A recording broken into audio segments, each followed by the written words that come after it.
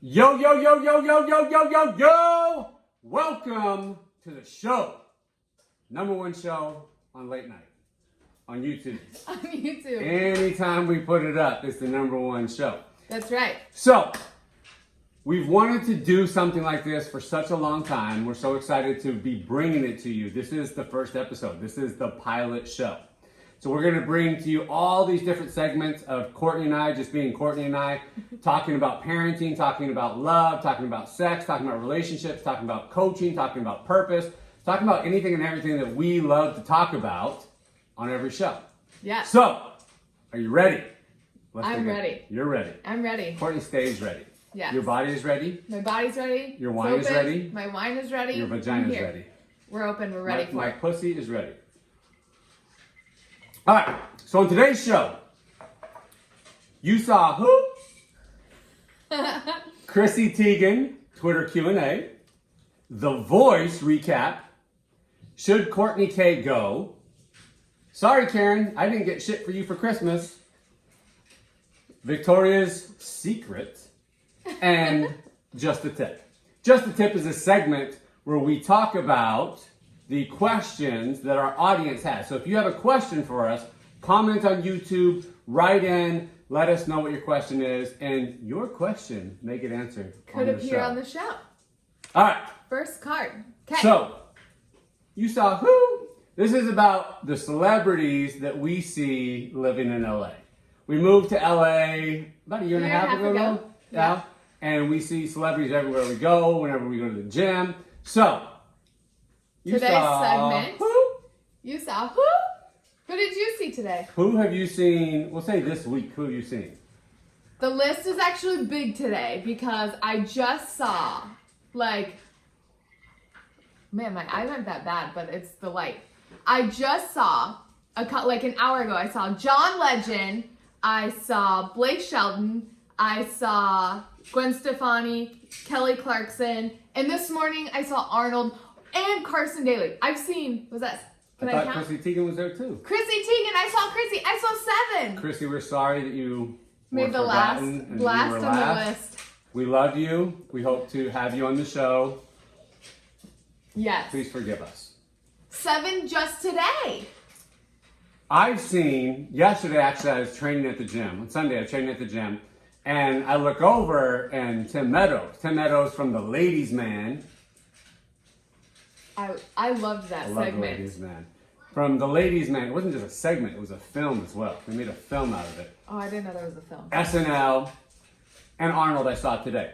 Who has been the biggest, who shocked you the most since we've been in LA? Who you've been the most in awe of? In what way? Okay. I think Who's the your most biggest star moment? My Wait, biggest- let me ask this differently. All right. I'm going to ask you, who's your biggest star moment, and then Okay. who's your biggest celebrity crush that you've seen or met in person? I'm going to ask 2 separate questions. So, who's your biggest star? Okay, I have 2 for that. First, Danny DeVito. Fucking love him. He's incredible. So personal and funny and everything you want him to be on screen, he is in person, and I just love him. So we have to tell the story of it though. Okay. But you can tell your crush first because they actually intertwine. They actually merge in one story here. Do they? Do they? Okay. Who's your biggest celebrity crush you've met in LA? Holy fucking shit. I don't know if I can do this. This show may not go more than 1 show. Who's your biggest celebrity crush? Well, it was Leo For back in the day. fuck's sake. I'm not talking about Leonardo DiCaprio. Hint, she has a fucking movie coming out tomorrow. Who has a movie coming out tomorrow? Oh, God. I can't do this. Cut. She has a movie coming out on DVD J-Lo! tomorrow. Oh my god. Oh my God! I was trying to figure out a dude. You're right. J-Lo, I love J-Lo. So because I say crush, it has to be dudes? You're right. That was a good point. It does not have to be dudes. I fucking love J-Lo. And that Hustler movie, when I walked in, we were running a couple minutes late, and I walked in and she was on the pole. Oof. Whew. In the movie? In the movie. Oh, okay. So. In real life, too. The first time we ever saw J-Lo in LA, we're walking to Gold's in Venice. I drop Courtney off in the front room, and I go walking into the middle room of Gold. I don't remember what I was training that day. I was not training back. I know that for sure, because I ended up training back. But I'm walking down the middle room, middle aisle of Gold's, in between all the machines, and all of a sudden I look up, and it's J-Lo and I. Walking straight for one another. 12-year-old Nikki is just excited, doesn't even know what to do. J-Lo from In Living Color is walking straight at you. And I just walked by and I smiled. And my smile probably looked like this. and the day before, or that morning, I had fucked up his haircut. Right. And yeah. She knew something big was going to happen. She tried to make me less attractive. That's really It didn't good. work though, because really good. I was still fly. So, training next to J-Lo, I go in and I tell Courtney in the front room, I just go in the middle room. Go in the middle room, don't even ask. Who I was looking for. Just go in the middle room. And of course, it was J-Lo. J-Lo and A-Rod were there training in Gold's. We got to work out next to them. We weren't gonna, I think I was training legs that day, but because they were training back, I'm like, I'm fucking training back too. We were training like right next to them. The amazing thing is Courtney and J-Lo are built like the same, they're the same size, they have the same proportions, everything. I looked at her, I was like, oh my God, we have the same body. Dreams are coming true for everyone. They're like body twins. Body twins. So it's the first time we see J-Lo and A-Rod. Another time we're at Craig's and we're sitting in a booth. And we sit down in the booth and we're chilling. Don't think of anything of it. Didn't see anybody when we were coming in. And Amanda Francis was like, I think we know the people behind you. And I'm thinking it's somebody like D-list actor, somebody I might maybe know, somebody probably, if you're not A+ list, I probably don't know who you are. And so she's like, I think we might know them. She's like, but don't look, I'll text you under the table. And so all of a sudden we all get a text and we like see, and it says, do you want to finish the story? Go ahead. Okay. It says J-Lo and A-Rod. I'm like, no way. How are we sitting at a booth next to them? We got in, walked into the back. Me and J-Lo are like this, right? And I'm like, how the fuck did we get into the booth and not see them? Right. And so then we like, you know how you do that casual like, and I was like, fucking hey, it really is. It really is. And so yeah, and then while we were sitting there. So we're sitting there at dinner, and all of a sudden, I see something out of my peripheral. A little guy. I heard the voice. You hear the voice first, and it's fucking Danny DeVito coming over to say hi to A-Rod and J-Lo.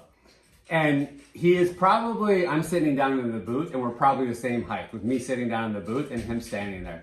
So little, so cute, so personable, so nice. Comes over to our table next, says hi. I thank him for his support and service of Bernie, and it was just a beautiful moment. He was so kind, so sweet, just the best. And his little white hair was like everywhere, and he was just like... Oh, he was fucking smacked too. He was so drunk. And so then he stopped at every table on the way out, and I was like, I'm gonna be respectful, I'm not gonna ask for a photo. But then the table next to us, it was their wedding honeymoon or something, and they're like, can we get a photo? And Dana's like, yes! And then I was like, fuck, I should have asked for the photo. I have no photo. Well, we have a story but that's we have better a than beautiful anything. Story. So, those are your two biggest? I have one more to add, and that is seeing, we were sitting at the table, and we look across, and I was like, is that George Clooney? And I'm like, sure shit, that's George fucking Clooney right there. And I was like, his face looks everything like you'd think it was. It's George. And then he stood up and ladies, I was so disappointed. I don't want to be disrespectful, but I wasn't as excited as I thought it would be for the If you thought Courtney was going to hold back the shade on this show, sorry, we have something else for you. So George Clooney, Danny DeVito, J-Lo. You're crushed that you didn't even know who the fuck I was talking about. Gotcha. I love you, J-Lo. My biggest, since we've been here, would have to be actually Stevie Wonder. So I was at the Apple store at the Grove, and I'm looking at iPhones, iPads, or something like that. And I just noticed this like purple suit next to me. And I look over and I do a double take, and fucking Stevie Wonder is there. We've seen so many celebrities since we've been here, but Stevie Wonder for me is just like, fuck, that's like elite. So that's my favorite. That's amazing. I remember seeing him. Who do you really want to see? To be honest with you, the one that I really do want to see is actually the Kardashians. And you may agree, you may disagree, whatever your thoughts are, whatever. I love them, and I think with their platform and the things, like, you turn this sex tape into billionaires and money and like potential and all these great things, you can't help but have respect for them. If you disagree, that's fine. But I would love to see them. I love them. Who did you say? I said the Kardashians, but Kim specifically. And then Khloe. And then Kourtney's at the bottom. I'm throwing so much shade. Holy shit. All it takes is one glass of wine and she's in. So mine... I'm not even tipsy, I'm just like pumped. I've had a fun day. I love David Beckham. I still have never met David Beckham in person, so he's the big one. My ultimate celebrity is Michael Jordan, but like for LA, someone who hangs out in LA often that I still have not seen is David Beckham. Yes. All right. Part 2, Chrissy Teigen yesterday held a little Twitter Q&A where she answered fans' questions on Twitter. And it was actually really dope. So good. It was so good, so personal. What was your biggest aha moment from what she shared?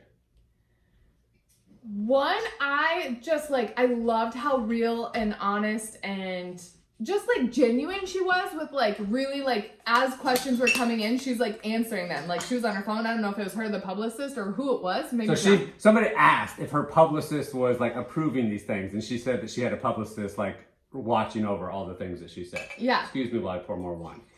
Why not? Shout out to Nat. Yes. For this bottle of wine.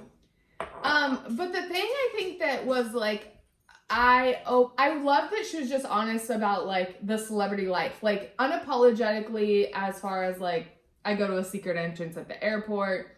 That was a big surprise to a lot of people. A lot of people didn't realize that there is a separate terminal like a mile away from LAX that a lot of the celebrities and high profile people go to, and then they're transported directly to the airport. So they have a different experience than most people. Yeah. One of the things I really loved about the whole conversation was it gave you a good idea based upon how you responded to her answers, kind of where your consciousness is around fame and wealth and etc. Yeah. If you related to that or saw that you saw a little bit of yourself in her answers, I would say that you are in a conversation around fame and wealth, and that's where you're headed. We felt very related to that. Mm-hmm. If you think that's a lifestyle that I'm interested in, is amazing to me, but it seems so far off, that's kind of where you're at in that. Right.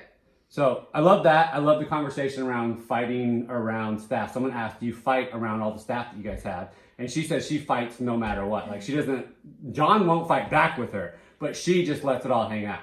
Yes. I think the thing that I was most kind of like shocked and taken back by though was when she said, what's the one holdup you have or one thing you feel guilty about? What's the one thing you feel guilty about? And she said money. And I was like, wow, I'm actually really surprised by that. Right. But that's not uncommon for celebrities to feel like that. Around the money, around the fame, around something like that. That's why we support a lot of the people that we do, is to be able to live in and actually enjoy the life that we've created. And for a lot of people who want to create that, you will not create what you want if you have a perception that you won't be able to live in and enjoy what you create. Right.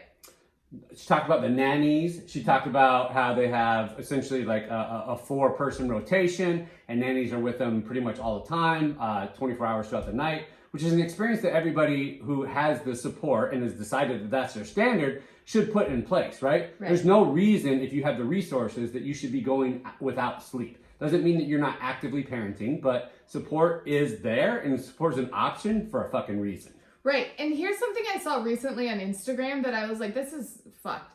It's like almost that we've made mothers a rite of passage. Like, if you haven't stayed up through the night, if you haven't delivered the suffering of mothers as a rite of passage. Yes. And I'm like, this is so fucked up that we judge mothers on, like, if you get the, like, gold medallion, the gold sticker, if you've suffered enough as a mother. And that's just not the case. Whether you've delivered vaginally or not, or you've had a C-section or not, or you've stayed up all night or not. Like, no, let's support each other. Regardless, Fuck. It's not conditional upon how much you've sacrificed or how much you've struggled. Yes. I have a very good friend who's a professional athlete, and he and his wife, I would always say, like, get support in place. We don't need to know how little you slept. Put support in place. You have the money, you have the resources. Put that shit in place. Yes. All right, The Voice. So Courtney and Jalen went and saw The Voice tonight, the recording. This was the semifinals? Semifinals. There's 8 guests left. I was so excited. And Wait, before we dig into this, there were Okay. NDAs signed. There's certain things that you cannot reveal. Yes! You cannot say certain things right now. that is correct. Why'd you take my wine? Until the NDA thing is resolved, Okay. I'm taking the wine away. I did sign an NDA before they'll let you enter the facility. There was an NDA signed for a part of it. However, obviously, you know that most of it has already aired across the United States. I don't know if it's a worldwide show. I don't know. But most of it has already aired. So most of it I can share with you. There's only one component I cannot share. And that is what I signed. Courtney gave me a teaser earlier. She said, I have things about John Legend, but I'm going to wait until the show. Yes. I'm dying to hear. Yes. So I was like, I'll tell you my things that I want to say, but I wanted to save the John Legend part for when we were live here. So he doesn't even know what I'm going to say. I have no idea. I was like, what? Why not share it live? Okay. So obviously it's Carson Daly, it's Blake Sheldon, it's John Legend, it's Gwen Stefani, and it's Kelly Clarkson. I've been to the Kelly Clarkson show too, so like I have a like idea of like people, I guess. Okay, so energetically, Blake Sheldon, I'm throwing mad shade today. I didn't like him. I'm just gonna be straight up. I didn't like him. I thought his energy was shitty. But here's the thing. That was in person. When I when I watched on the show, the energy on the show on the TV looks different. The energy in person is I don't want to fucking be here and I'm just over it. And I'm watching him between I'm watching their body language and their interaction between sets, right? You're live and then we're on commercial break. And we're live and then we're on commercial break. And his energy was just like, I've done this for so many seasons that like, I just felt like I'm over it. I'm done. I'm complete. And that's fine. We all get to be complete. Anyway, I thought his energy was the worst of all the crew. Next, I'm going to talk about Kelly Clarkson. Loved her. Her energy was so just her. Like, it would be like me on a show. Like, you just get me and that's just it. And you just get Kelly and she's just raw and authentic and so excited to be there and just so open and just loving. Loved her. Gwen, Don't you say a bad thing about fucking I Gwen. love Gwen. Don't say She a bad just thing sat about in her Gwen. chair. She just sat there. And again, watching it live on TV versus seeing it here, like you see a different version. I don't know if she was just, Maybe that's Blake's fault. that's what I think. That's what I think. Okay, but she opened up at the end. She got very vulnerable and she's gotten emotional and she was very genuine and the recording of her is very genuine. And so I don't know if it was just a weird start to the show or what, but like, love her overall. Just kind of it wasn't Maybe the they had best. a fight before the show. They could have Maybe because there was a dispute. they were like, she was like on him, like laying in his chair between sets. Like between things. And so I don't know if she was like, she fucked up. It would be like me and being like, I fucked up, like kiss and make up in between commercial Trying breaks. to make everything all right? Okay, Yeah. gotcha. That's possible. Okay. John Legend, obviously just voted sexiest man alive. And I'm just throwing all the dish tonight. I don't personally find him physically attractive. He's not like my type of man. But Obviously. his energy is like, I get why he was voted that. It's so fucking masculine, so powerful, so present. And I kept laughing. If you watch the show and you see me, we're actually in it a lot. You can see that Jalen and I are actually watching John most of the show and not the actual performers, because John's presence, like, first off, his energy is like, he's definitely taking after you, because he was just so chill and just like hanging in his chair. In between sets, commercial break, Kelly Clarkson's got a fan on. She was dying of heat. And Gwen's sitting in her hair, and they're combing her hair, Blake's over there just like doing Blake. John is totally a Nick. You know he was on there. He had his phone the whole time, and I know he was responding to Chrissy Teigen's Twitter. I think he was chiming in. Every commercial break, he would get his phone and be on his phone. And again, it didn't feel from a, like, not present, not genuine place. Not just I like feel scrolling, but no, like actually I felt like he was engaged in something, and it just reminded me so much of him, because I feel like he's like always responding to clients or being present or taking care of something or being there. And I know that if he was filming something and I was in a Twitter rampage, like in between commercial breaks, he would be like checking Twitter and like chiming in and partaking. And it just, every time I saw John, I thought of him, because it was just such a masculine presence. That answers so much for me, because, I mean, based upon looks, is he the sexiest man alive? No, probably not.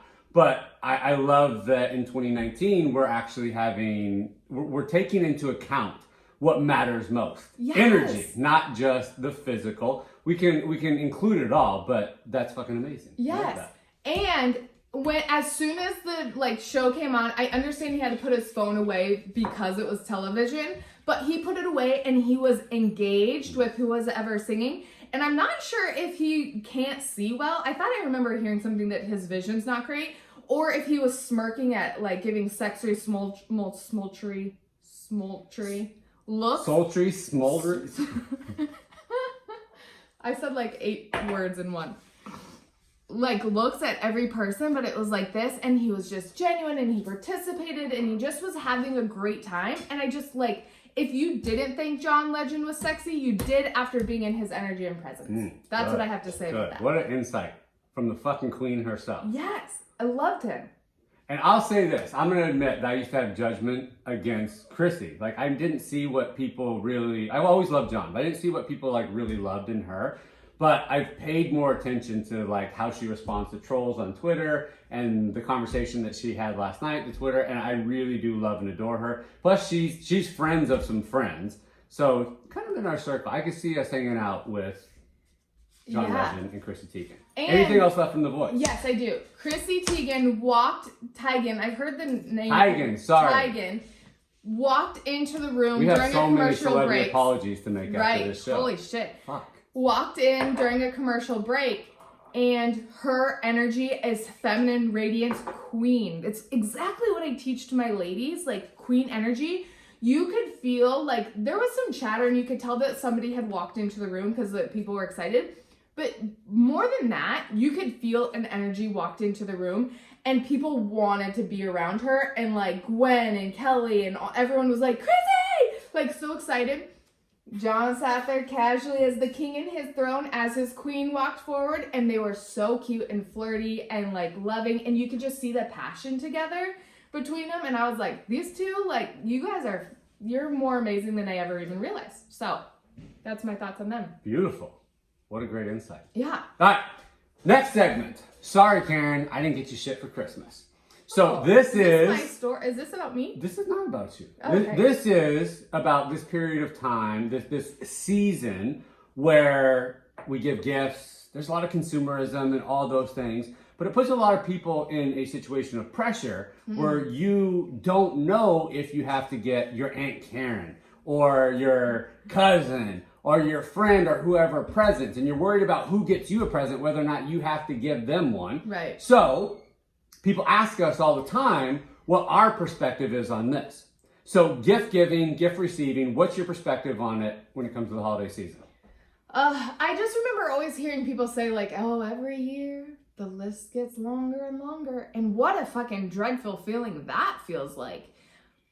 Versus like, here's the thing that I teach too, is that giving and receiving isn't like, oh, you gave me something, now I have to give something. It actually makes people feel shitty, like, oh, you gave me something because you felt like you had to, versus a feeling of, I really wanted to get you something. So, like, for me, I'm like, is it that you genuinely care and want to get someone something? Do it from that energy, fucking amazing. Or are you getting somebody something because they got you something and you feel like you have to now? Right. So I would say that you're not obligated in any way to get anybody any presents. Yeah. We actually don't exchange gifts. Now, maybe it's something that we want to revisit. I think I'm retired. There's two big reasons why we don't exchange gifts.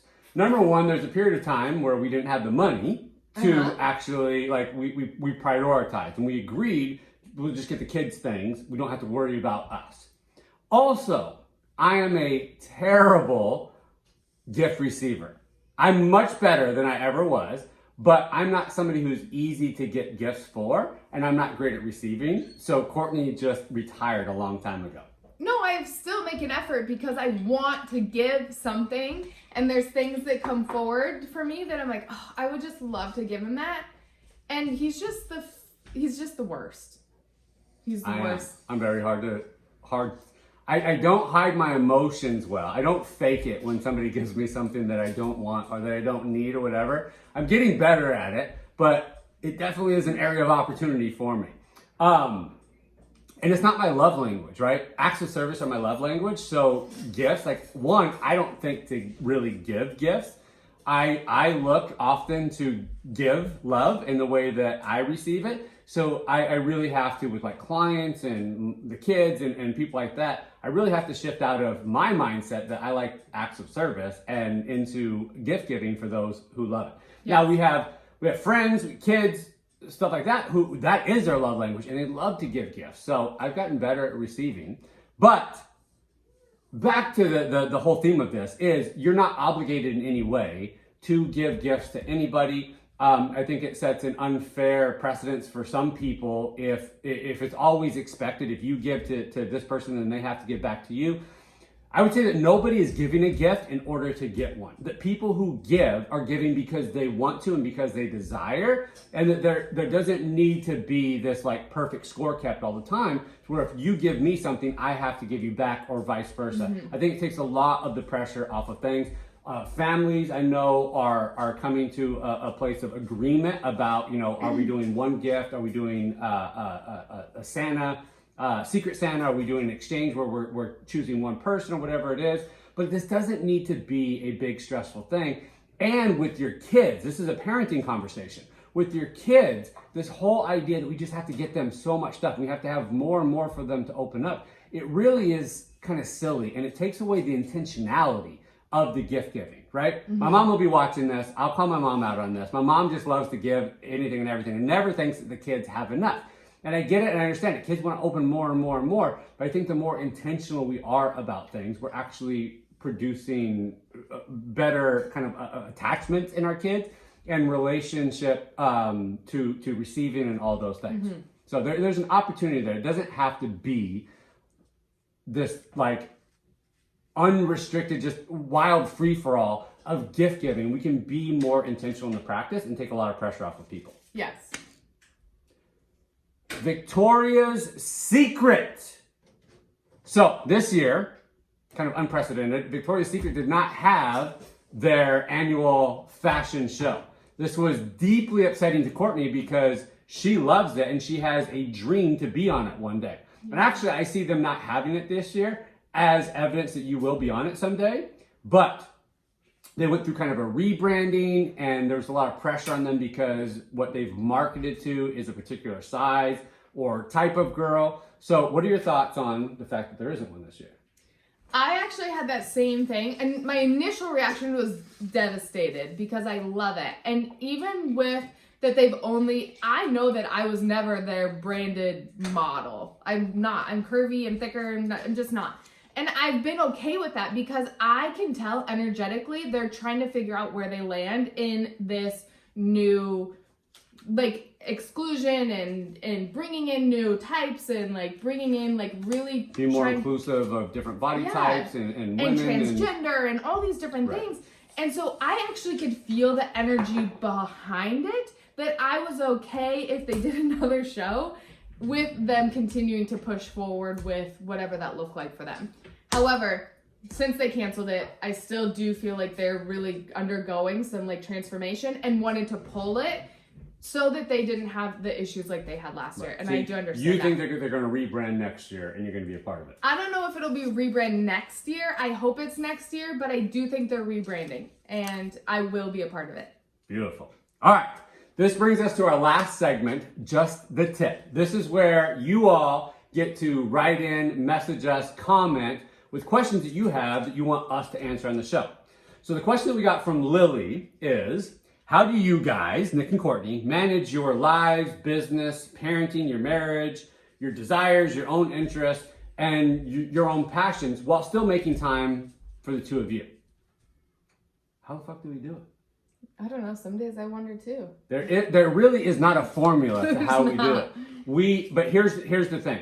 We begin from the foundation that we both get to win, that there's always a win-win-win in any situation. Yes. So a scenario like today where I had a full day of calls booked, I had a 2020 Vision Mastermind at 3 p.m., and Courtney and Jalen get these passes to go check out The Voice, which means that she can't be around to get the kids at 2:30.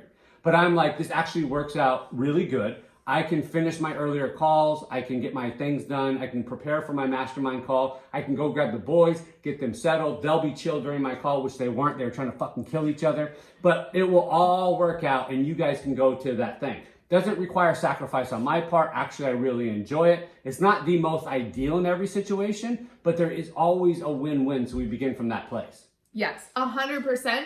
And I think we're so good with communication as far as like, I understand that like the things he needs, like personally, like what does he need energetically to release, to take time for himself, for coaching, for business. How can I best energetic release? Like golfing or soccer or time or rolling out or stretching or the gym. Those are some of the main ones. Gotcha.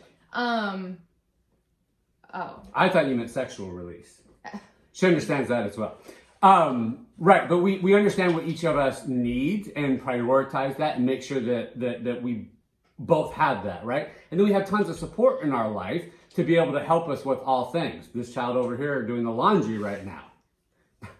Not seen in footage. At like 10 p.m. at night. But we have so much support in our life that allows us to stay in our zone of genius. We have support with the kids. We have my mom come from Arizona on occasion and she babysits. So we have time for ourselves, right? And we make time for ourselves, for our connection. We make time for our own interests and purposes. And we do spend a lot of time together, but we also are very, very intentional about the time that we spend apart. Not just to spend time apart, but each of us doing our own things that we're passionate about. Because when you spend too much time together, you begin to blend together in a way that removes polarity. And when there's no polarity in your relationship, when there's no feminine and masculine energy in your relationship, and you have moved too close to one another, then passion and connection and those things tend to fade away. So We're very intentional about all these things. But we do believe, despite having 4 children, running businesses ourselves, having so many things going on, having different interests, that we can have it all and that nothing needs to be sacrificed in the process, and that there's always a win-win-win. But the key to that is like we know and understand each other and we're in constant communication about it. Yes, constant. Like a lot of like the conversation back and forth is like, and not all of it, like obviously, but like we'll be like, do you have anything on this day? Do you have anything on this day? Like, how do you feel about me doing this? Like, I know like we have such a full week this week, but it's like we're still going to be intentional about like, what can I do to support you while I'm gone at this thing all day? Like, what can I do to help you with the kids? Checking in, like, especially him checking in with me when I had the kids because they just need that masculine presence. And so him checking in to be like, how are the kids? Do you need anything? How can I like support you? We're most likely to err on the side of sacrificing ourselves than we are being selfish. So it requires encouragement from both of us. Like she knows that about me. So she'll be like, you go and play golf. You go and do something. What can you do today? Right. Because she knows that's my tendency and pattern is to like drop my things that are of interest, even though they're so important. And same with her. Right. I have to really encourage her to say yes to photo shoots, to do things that sometimes require her to be away from the family for the day, knowing that it actually enhances the experience that we all get to have. Right. Exactly. Well, and I think too, like, yeah, I was gone with the voice from 2 till like 8:30, and which is a long time. And then they were at school all day, so I haven't been home like all day. But the energy that you come home when you've filled yourself up, when you feel amazing, when you've like done the things that you love, is just like incredible. And so actually it is a win-win for everyone. Like I come home sassy, which he loves, and the kids get a mom who's like excited and loving and wants to spend time with them, Full right? of passion, full of energy, full of everything. Like it really is a win-win. Yeah. In that situation. So and I don't like the word balance. So I was like, when you asked that, I was like, We I hate don't the want to word say balance. Because balance seems like you have to like weigh things out. And I believe that you can have a full experience in all areas of your life. Yeah. And that everybody can have a full experience without anybody really having to sacrifice or not get what they want. We believe in a scenario where we both get to have exactly what we want. Right. And so we arrive at that. We don't stop until we have arrived at the scenario where everybody gets to have what they want. Yes. So that is the end of show number 1. Thank you for tuning in for episode 1 of the show. We would love to hear your feedback. We'd love to have you share the show on social media. And we would love to hear your questions and things that you would love to hear us talk about on the show. We have more segments planned. We have some geography with Courtney. We have some getting Courtney's initial reactions to things on the internet. We have so many things that we're going to incorporate in the show, and we're so glad that you are tuning in. We appreciate you, and we love you. Love you.